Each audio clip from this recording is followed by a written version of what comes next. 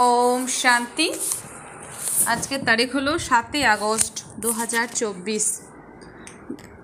प्रातः मुरली ओम शांति बाप दादा मधुबन। आजकेर मुरलीते बाबा बोलेছেন मिष्टि बाच्चारा स्मरणের যাত্রার দ্বারাই তোমাদের উপার্জন সঞ্চিত হয়, ক্ষতির পরিবর্তে লাভ হয় এবং তোমরা বিশ্বের মালিক হয়ে যাও।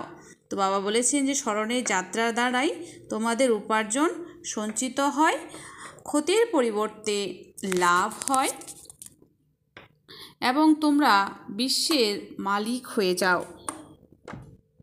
প্রশ্ন, সৎসঙ্গে বাবা বলেছেন যে প্রশ্নতে সৎসঙ্গে স্বর্গবাস, অসৎসঙ্গে সর্বনাশ, এই কথাটির প্রকৃত অর্থ কী? উত্তর, বাচ্চারা তোমাদের যখন সত্যের সঙ্গ অর্থাৎ বাবার সঙ্গ প্রাপ্ত হয় তখন তোমাদের উত্তরণ মানে চড়তি কলা শুরু হয়। রাবণের সঙ্গ হলো অসৎ সঙ্গ, এই সঙ্গের দ্বারা তোমাদের অধঃপতন হয়, অর্থাৎ রাবণ তোমাদেরকে ডুবিয়ে দেয়।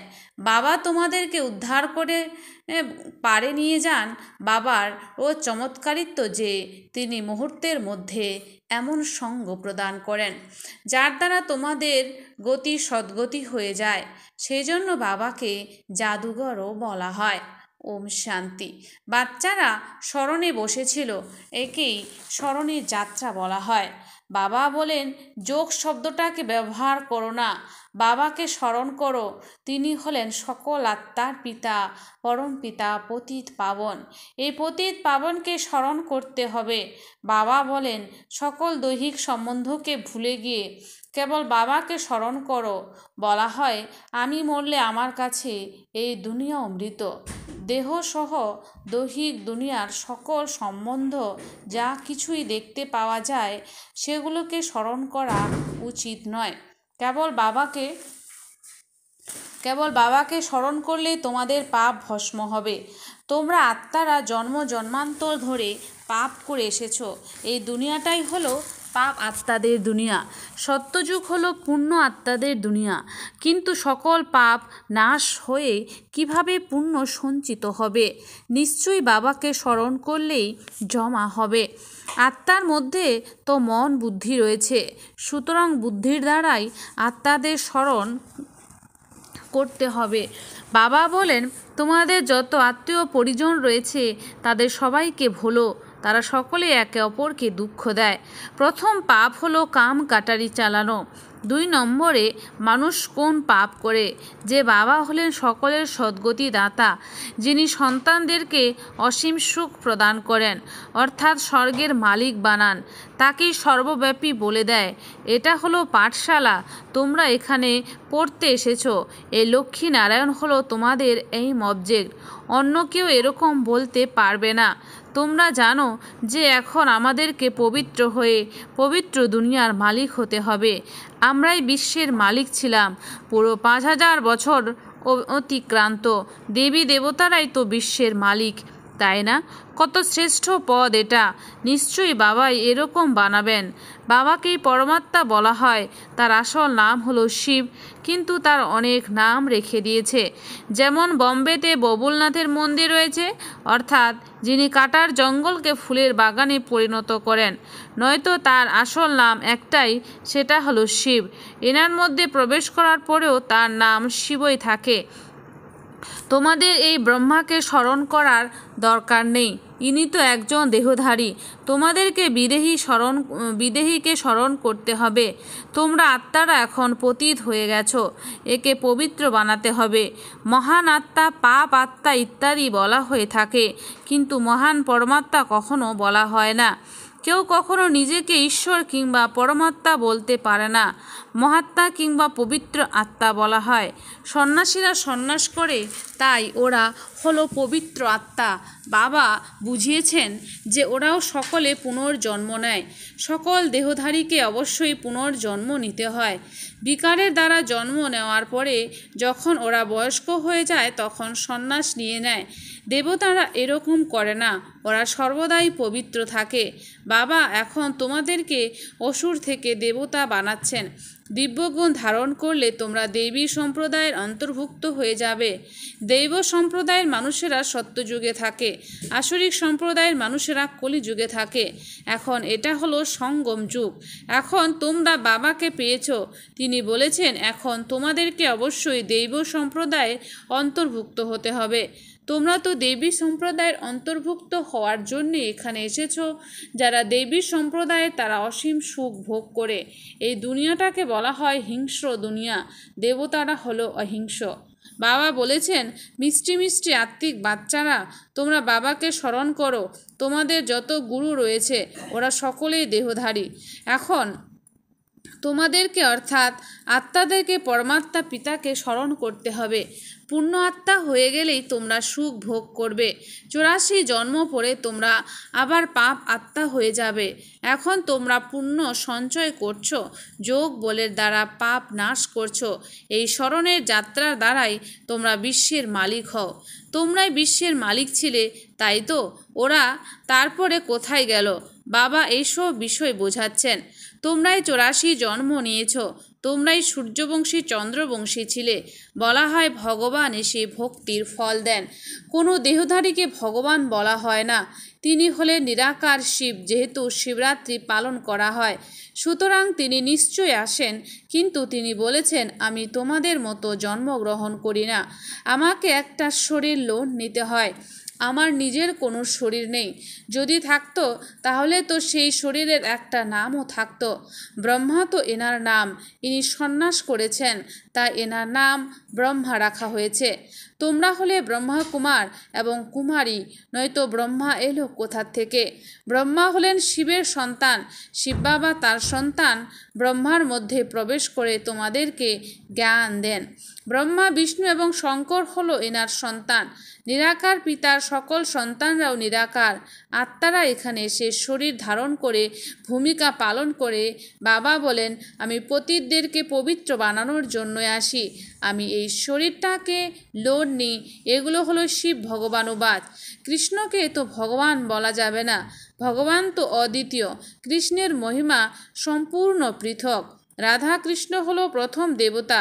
ওরাই স্বয়ম্বরের পরে লক্ষ্মী নারায়ণ হয়ে যায়, কিন্তু এই কথাটা কেউ জানে না। রাধা কৃষ্ণের ব্যাপারে কেউই কিছুই জানে না। ওরা পরবর্তীকালে কোথায় গেল? রাধা কৃষ্ণই স্বয়ম্বরের পরে লক্ষ্মী নারায়ণ হয়ে যায়। ওরা দুজন আলাদা মহারাজার সন্তান। ওখানে অপবিত্রতার চিহ্ন মাত্র থাকবে না, কারণ ওখানে 5 বিকার রূপী রাবণ নেই। ওটা হলো রাম রাজ্য। বাবা এখন আত্মাদেরকে বলেছেন, আমাকে স্মরণ করলে তোমাদের পাপ নাশ হবে। তোমরাই শতপ্রধান ছিলে, এখন তমপ্রধান হয়ে গেছো। ক্ষতি হয়ে গেছে, এখন পুনরায় সঞ্চয় করতে হবে।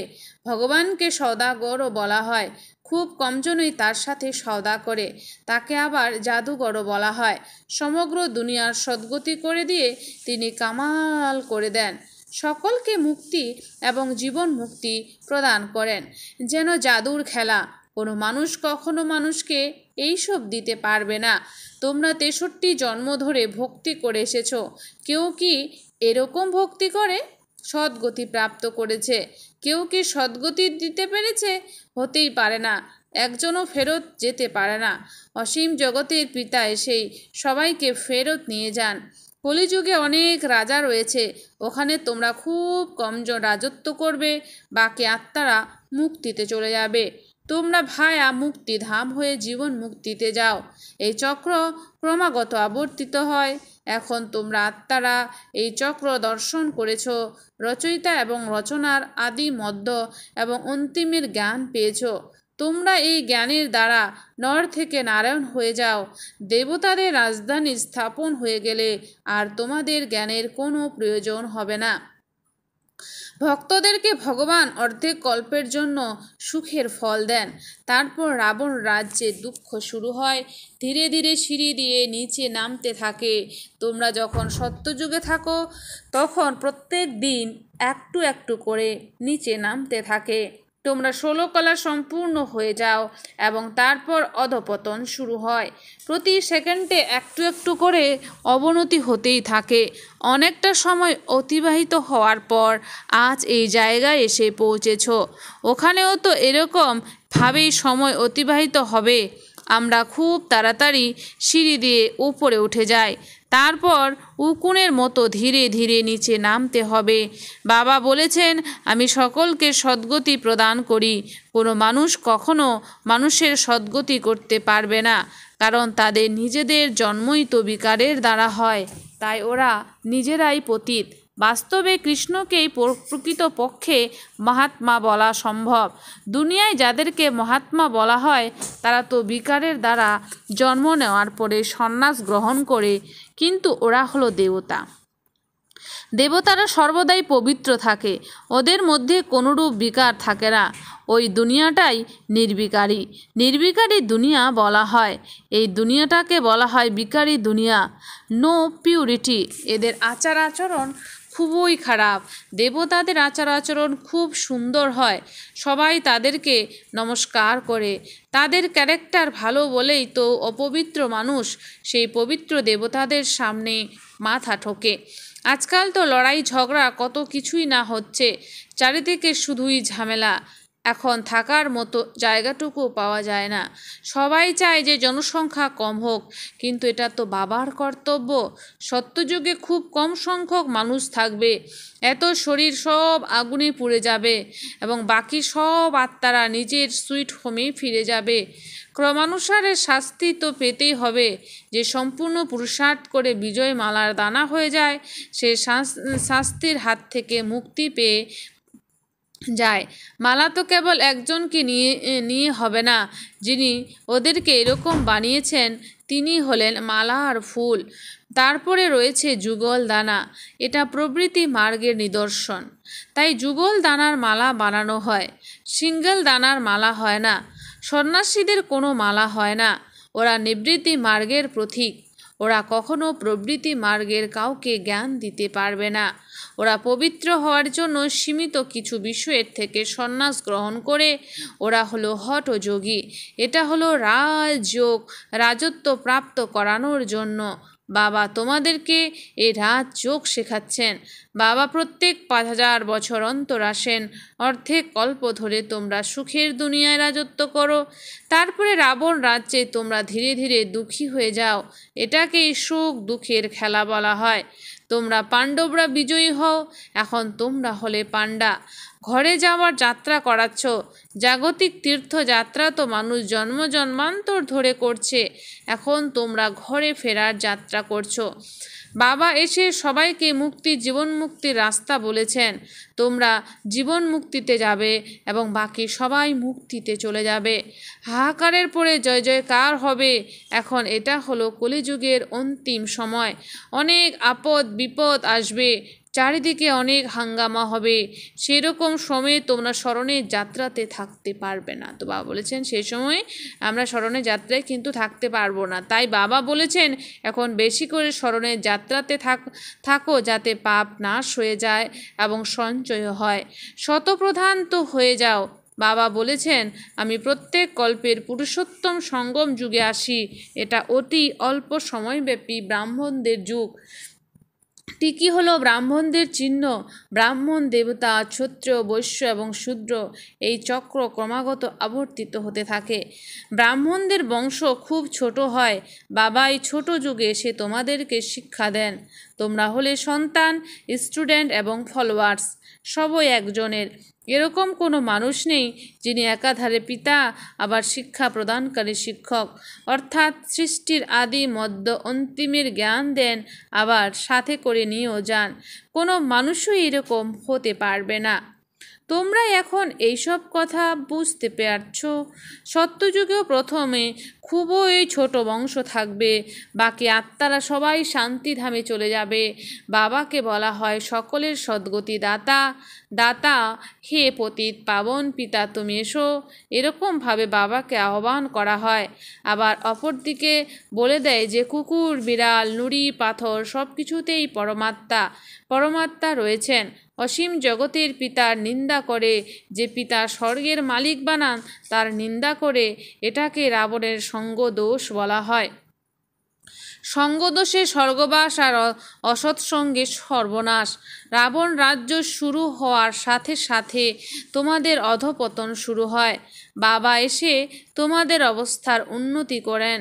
বাবা এসে যখন মানুষ থেকে দেবতা বানান তখন সকলের কল্যাণ হয়ে যায়।